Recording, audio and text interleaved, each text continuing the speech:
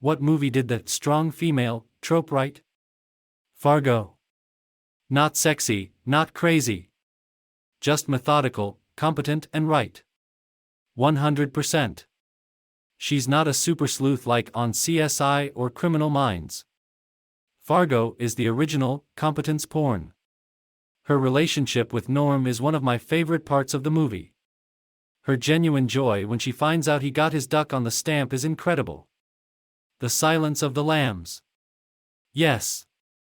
There is so much Clarice had to deal with men not taking her seriously all through the storyline.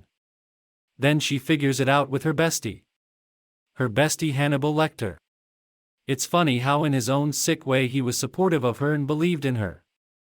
He's a monster but not a sexist. Then he somehow talks that disgusting guy in the jail cell next to him that assaulted her into eating his own tongue. Also love the part at the end where they tell her that he escaped and ask if she wants to go into hiding and she says, "I don't think he will come after me. He would consider it rude." Terminator 2. I love that Arnold has said that she's the star of the movie, not him. Linda reached out to him to help her work out, apparently, so she could be a totally different Sarah Connor in the sequel. For that reason, watching those movies back to back is always a great experience. Her voice changes at the end of the first movie as she begins the most insane mission ever, but you can tell she's just getting started. In Terminator 2, she is such a badass, but also mentally broken. It's hard to make all of that believable in a single character, but Linda did it. I was watching the Arnold docuseries on Netflix last night. He mentioned how incredibly impressed he was with her physique when he met her for T1.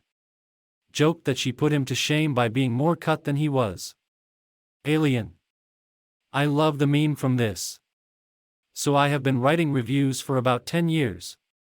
My wife's review of Alien puts everything I have ever written to shame.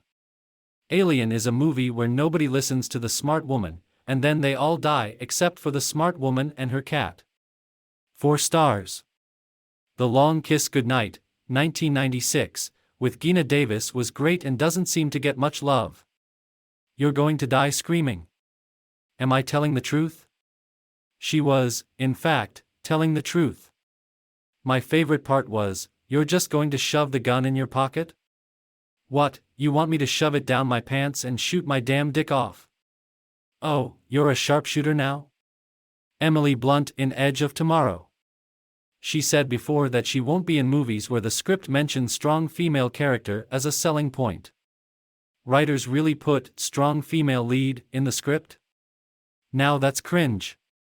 They put the most ridiculous things in descriptions for particularly female characters. There's been several examples in the Bad Woman's Anatomy sub. My cousin Vinny. Imagine you're a deer. You're prancing along, you get thirsty, you spot a little brook, you put your little deer lips down to the cool clear water. Bam! A fucking bullet rips off part of your head. Your brains are laying on the ground in little bloody pieces. Now I ask ya.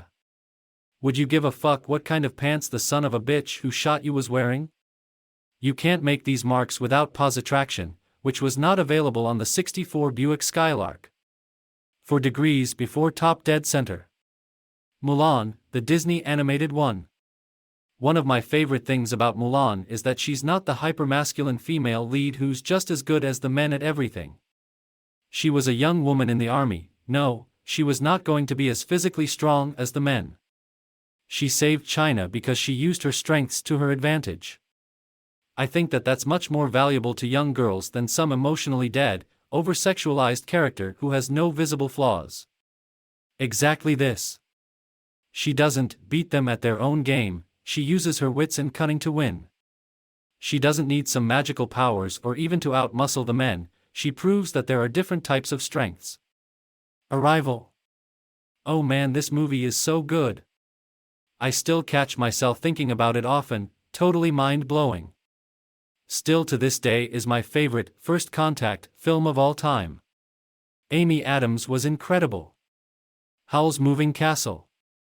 This, along with most Hayao Miyazaki films.